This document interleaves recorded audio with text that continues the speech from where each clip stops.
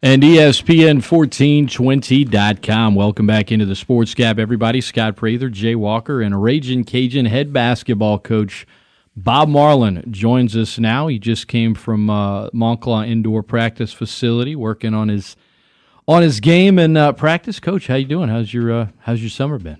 Everything's good, thanks. Practice was good today, our first one, and you've done nothing but watch baseball the last couple of weekends. Yeah, and enjoyed it. And I was hoping that I would be watching it this weekend yesterday afternoon, and I will watch on television. I've been to Omaha before. I love it. I wish I could have gone with our Cajuns. It would have been awesome. Well, you hang around a while because they've got another trip in their future. I'm convinced of that. We're knocking the door down. This young group. What a year they had, huh? And I know you guys have talked about it. And I know you and Jenny were in Houston all weekend. You were at all the games then, and I know that you were in Baton Rouge. Jenny was out of town, but you were in Baton Rouge over the weekend watching the Cajuns. And just learned a lot from watching their team, Jay, like you guys did, the perseverance and the grind and never say die attitude. I mean, those guys, they just play, and they competed at every at-bat, and I know Coach is proud of them. And we talk about teams overachieving, and I think this team overachieved for them, and I think it sets them up well for the future. I think it sets them up really well for the future. In fact, there's a blog coming on that very soon. Just to update folks, Mark Laird, the outfielder from LSU Junior, goes in the ninth round, pick number 264 to the Philadelphia Phillies, and that happened while we were in the commercial break. You know, when they first came out with these proposed changes, I was going to have you on then, and I said, well, let's wait until they actually become approved, and we'll see what Coach thinks about it. Looking at it aggregately, what are the things that have been and there's a lot of them now. There's been a lot of changes. What do you think is going to benefit the game the most? Well, it's a tough one, Jay. The restricted arc worked well by placing that, and then the extra foot, I think, is going to make it even better for the officials and possibly for the game. The shot clock, it doesn't really affect the way we play. No. We averaged 78 points per game last year. The year before, we averaged 80. We're ranked 16th nationally, 12th, I think, the year before. We're going to play fast regardless. I don't think that will increase scoring necessarily either. I'm almost afraid it's going to decrease because I think teams will take bad shots now. But we're going to have to use the end of the clock well and be judicious with that and make sure that we get good shots. The timeout situation, taking a timeout away and turning one into a media, that'll be interesting to see how that unfolds. I like the 10-second count. I think that's fair. They took away to advance the ball across half court.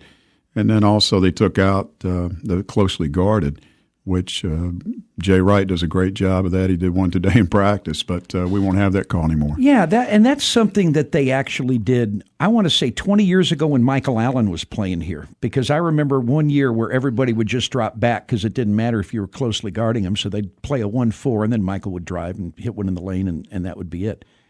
And they only went with it for a year or two and then got rid of it, and now they're bringing it back. What do you think the reason is? You know what, Jay? They also went to the arrow back in the day, right, on a closely guarded for a jump ball situation, and that doesn't benefit the defense at all. So right. you're almost penalizing the defense for doing a good job. But it'll be interesting to see how it shakes down. I like the fact that you can heat up the basketball and put pressure and speed people up. And you still can. You just won't get a 5-second call.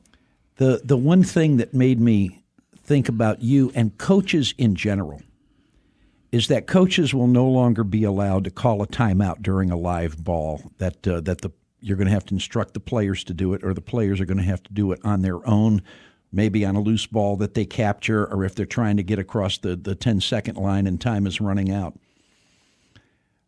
I don't know of a coach that probably thinks that's a good idea, just knowing coaches the way I do. Coaches want to keep control. There's no doubt about that. And you want to have good guard play. You want to have smart players that can recognize. I think the intent's good, Jay, because you look back at our Western Kentucky game a couple of years ago, and there's a ball that's in the air that we were about to steal and tie a game. And Western Kentucky coach calls timeout, and they're granting the timeout. And I think it had an impact on the game. So from that standpoint, I like it where you can't call it if the play is live and there's a ball in the air. 50-50 ball, so to speak. Well, okay. We talked about some of the things, and you seem to be okay with most of it so far. What are they changing that you don't think's a good idea? Well, the timeout situation, they're trying to, if you call a timeout close to the media, the 16-12, 8 or 4, which I love to do, especially to stop momentum on the road. I think the game's psychological a lot in the second half, and depending on how the game is going. And we've always gotten a lot of mileage of calling a timeout after a made basket and then knowing the media is upcoming. But now if you call it within 30 seconds of the media, it's going to count to the media. So you're going to have to hope that things are going well for you, that you don't have to call it till after the media. But it'll take some time and some game experience to get a flow and get a rhythm for that. So that's one thing that I don't like. I don't mind losing a timeout. I don't think that's an issue. And I do still like the coaches being able to call timeout if you want to get right down to it. I want to have the players be able to do it some as well, but I like to be able to call timeout. ESPN 1420, ESPN1420.com. Ragin Cajun head coach Bob Marlin, our guest here on the Sports Gap. One of the ones just sort of at the bottom of the list, more emphasis on flopping. That's a topic that I think fans of the NBA discuss a lot. How often do you see flopping at the college level? And when you read, more emphasis on it, what exactly do you think that means as far as implementing the new rule? It means it's a couple of years down the road. Normally, when they say we're going to emphasize rough post play, it always takes a couple of years for some action to take course. The flopping situation, some players do it and are used to using it to get open or trying to draw attention, and I don't like it personally. Alfred did some for us, but especially his last year, he would get into guys' bodies and kind of, especially with the ball. But defensively, I don't like it at all. There's, the flopping rule. You guys take a lot of charges. Try to. And I'm just wondering if officials, every time you make something a point of emphasis, it seems like they kind of overdo it a little bit. And I'm just wondering how many times you're going to take a charge and somebody's going to accuse your player of flopping when, in fact, you've done a good job of taking a charge. I don't want to see that happen because I don't want schools to be penalized for playing good defense. Right. And, that's part of the game. And if you've got a team that takes charges, at some point in time, you're going to have to step up and take one in a close game, maybe to win a game. So that's a big part of our defense, Jay, and I hope that things will go the same way in regard to that, and it won't be considered a flop. I think we go the monitor too much anyway. I guess they can go the monitor with the new rules to check shot clock violation. Field goal. Yes, yeah, that's the Kentucky-Wisconsin rule that happened in the Final Four where they couldn't check because it wasn't inside of 2 minutes. And you know what? Maybe instead of the timeouts taken away and certain things done, maybe you should take away how many times you can go the monitor and huddle up and hug each other, because that's what takes a lot of time, in my opinion, as a coach. No, I totally agree with you. And I get frustrated as a fan. Especially in the NCAA tournament, especially. I get a fan. And of course the officials' justification is let's get it right. And normally they do, but that takes a long time to continue to go the monitor. Do you feel like they almost use it as a crutch? Like yes. In a tight situation, it's like, well, I don't have the pressure to make the right call because I know I can do this, so I'm going to kind of almost be loosey-goosey? Yes. I think they like to go to it and take the pressure off their shoulders. Right. There's one of the reasons, and this was the story that was written when the proposals first came out. There are a lot of folks who have felt like the college game has gotten so physical that it's just hard to score the basketball now. In the NCAA tournament the last 2 years, you've had a lot of teams go into halftime with fewer than 20 points, especially if it was a lower seeded team and a higher seeded team. One of the things that they said that they were going to try to do is to make more calls away from the ball when players are impeded by holding or whatever away from the ball as they're trying to get open to get a pass. Now, I know a couple of years ago, the last time that they did a rule change, they said, okay, we're going to start calling the rule book, basically is what they said. And for about half a season, there were an inordinate amount of fouls called with the hope that players eventually would adjust. Finally, what happened is officials went back to calling the game the way they used to call it, and the game kind of got back to where it was. Is this an exercise in futility here by saying you're going to do it this way? But if you're going to do it this way, you're going to be blowing the whistle more, and fans aren't going to like it. No, and it's going to stop the game and stop the flow of the game and take longer for games to play. And ESPN and CBS and TNT and the games that are put on TV in 2-hour slot, that's a problem when those games go longer. And if there's more stoppage of play, whether it's by the monitor, by the whistle, fouls being called, then that's got a better chance to delay some games. You may find this interesting. Coach Bobby Pascal and I are friends on Facebook. And I did a story this morning on our website, which I posted to my Facebook wall about the changes. Also brought up two significant changes in the women's game, where they're going to go from 20-minute halves to 4 10-minute quarters. They're doing away with the 1-and-1. Now 5 fouls in a quarter, and it's a double bonus. You're going to shoot 2. There's no more 1-and-1. Coach Pascal said that he supported the new rules and thinks that the men ought to go to the 4 10-minute and the double bonus with 5 fouls as well. I was shocked, being a guy who's been in this game for 40 years, that he would think that that's a good idea, because college basketball has been 2 20-minute halves for as long as I can remember. And that's the way I've grown up with the game too, Jay. But it's coming, and we're going to play 4 10-minute quarters here in a couple of years. I don't know if it'll be the following season, but it's going to happen. And we're also experimenting with 6 fouls in the postseason, and the CIT and NIT, et cetera, in those tournaments. But I don't like it. I like the 4 quarters. That doesn't bother me as much as the 20-minute halves, but I like the 1-and-1. I think that's a big part of our game. And you've noticed a couple times, Jay, you said this on a post-game show one night at the Cajun Dome, but we were struggling defensively, and we fouled or hack a shack. We went and fouled. Like Spurs were doing DeAndre Jordan this year, et cetera. Teams were doing Dwight Howard. We did that a couple times when they were between 7, 8, and 9 fouls. Not on double bonus, but 10. But we got 3 opportunities there, and we can't stop guys, and we're going to try to do something else defensively. So I like the 1-and-1, but in 2-shot foul, you wouldn't do it. That would take that opportunity out of our hands as well. So I don't like that. What would be, if you're going to go to 4 10-minute quarters, what would be the compromise there, do you think? Would it be you shoot a 1-and-1 after 5, and then maybe you shoot 2 after 7 in a certain quarter? When I read it, I said, okay, well, because you've got 20-minute halves, they're saying 5 and 5 is when you go to double bonus. I'm just curious as to what the compromise would be there to keep the 1-and-1 in part of the game. I'm not sure. I didn't even know that was taking place with the women, to be honest. I haven't looked that deep into their rules. I knew they were going with the 4 10-minute quarters. But it'll be interesting to see how it shakes down. What does the NBA do right now with their free throws? They go into a they don't have a 1-and-1. Right, but you have 5 when you shoot the bonus or once you get to is it 6 foul? I think it's the 6 foul, yeah. Yeah.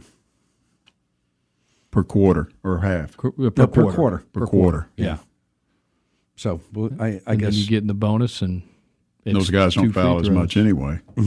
Well, so with 4, back to the 4 quarters thing, you feel like this is where it's going. You feel like it's going to be. It's going to happen in the college game. Well, with that being said, I look at it saying, well, if these rules are in place to kind of speed up the game and make it go quicker, you don't think that slows the game down a little bit, 4 10-minute quarters as opposed to 2 20-minute halves?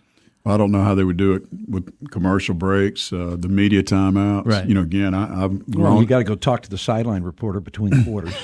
Yeah, you would love that, wouldn't you, Coach? We'll keep it like pop. Be quick, pertinent. I'm all right. So just taking a look at it as a a blanket thing and not breaking it down. Are we doing better for the game here, in your opinion? With the rules that are in place for this year? The new rules that are coming in, just looking at them as a whole, is it going to improve the college game? Time will tell. I think a couple of rules could help.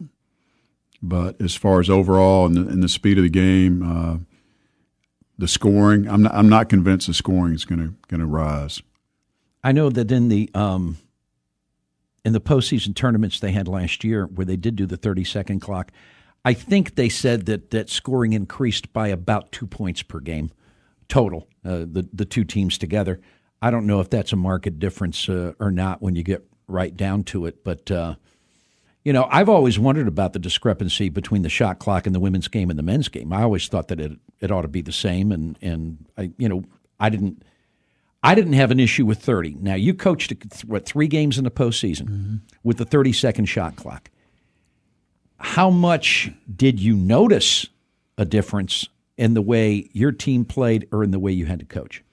Didn't really notice a difference. The one game that it did become a little bit of an option for the other team was Evansville, and those guys played very slow, and we thought it could affect that game, but it didn't affect it enough for us to come out on top. They outplayed us that night, but the 30 seconds was just like the 35 to us, Jay, and I don't mind the 30-second clock. I don't want to go the 24. I think that's a mistake if we tend to do that. I personally think, as a coach and a fan, that we should implement the international rules, if anything. I think we should back our three-point line up a little bit, not to NBA range, all right, and then use a shot clock that's comparable to. You like the idea of widening the lane too? I think it would help. And I'm old school. It's like raising the goals, but I think that it would be good if we widen the lane, because I think it would open up some play, and the guys are bigger, stronger, and faster than they used to be. ESPN 1420.com. Coach Bob Marlin, Ragin Cajun head basketball coach, our guest. 5 fouls, by the way. 5 team fouls in the NBA is when you go into the bonus. Okay. I think we said 6, but to be clear, it's 5. They're experimenting with 6 fouls. You referenced this earlier in some of the non-NCAA postseason tournaments. You feel like 4 quarters is coming to the men's game. Do you feel the same way about the 6 foul, or do you feel like this is an experiment that ultimately is just that and won't lead to anything? We'll see. That's been a part of our game forever as well, and we'll see how it goes in these postseason tournaments, preseason tournaments. It keeps your best player on the court.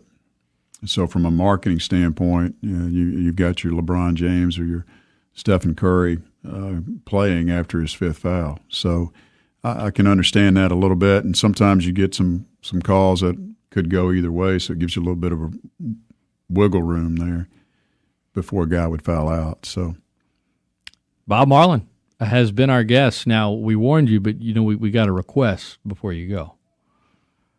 Now, you might not abide by this request, but we just feel like you reading just a couple of lines from this Black Eyed Peas song would be hand them over. What we got? I'm right. gonna make you guys' day. All right, Yes, you are. You don't have to read them all. Just read as much as you'd like, and you can go from there. Can I say some of these things on the air? I'm employed by the state, right?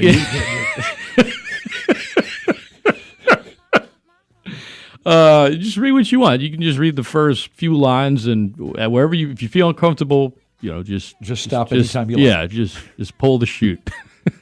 All right, do I read this? That's what we're saying? Yeah, just read it. I don't know about this, Jay. Is this your song? No, this was a Scott song. Okay. What you going to do with all that junk inside your trunk? Now, isn't that a great lyric? Don't you wish you had thought of that? Oh, yeah. I'm a get you drunk. Get you love drunk off my hump. My hump, my hump, my hump, my hump, my hump. And there you have it.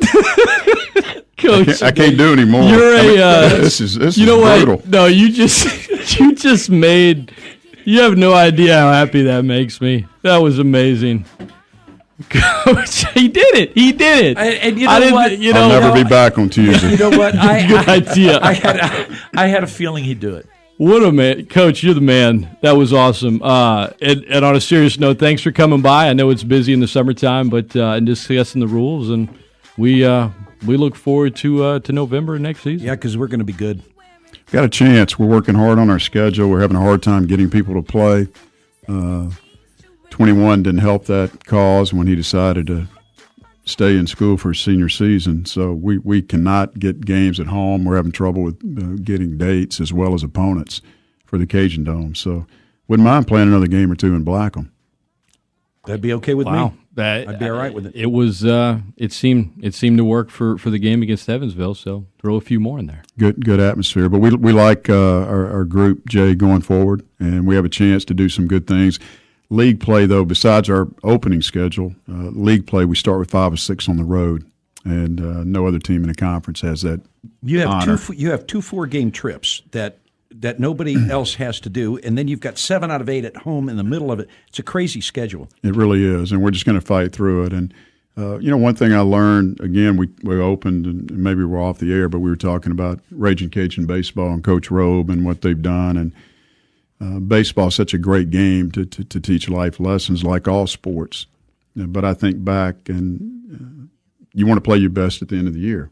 And you look back, Jay, you were, I know, excited to go to Boone and watch, and we go up there and we play poor, right? Lose 2 or 3 to a poor team. And, I mean, it's happened to us as well late in the year. But you've got to make that final push. And baseball did it this year, and we're going to have to do it next year. Coach Bob Marlin, Ragin Cajun head basketball coach, has been our guest here on the Sports Gab. Coach, thanks for the chime, and enjoy the rest of the summer, and thanks for being game. Do I get to keep the lyrics? Absolutely. You earned it. Yeah, There'll be a single in the mail. All right. I'll see you tomorrow. All right, Jay Walker. That's Jay. I'm Scott. RB joins me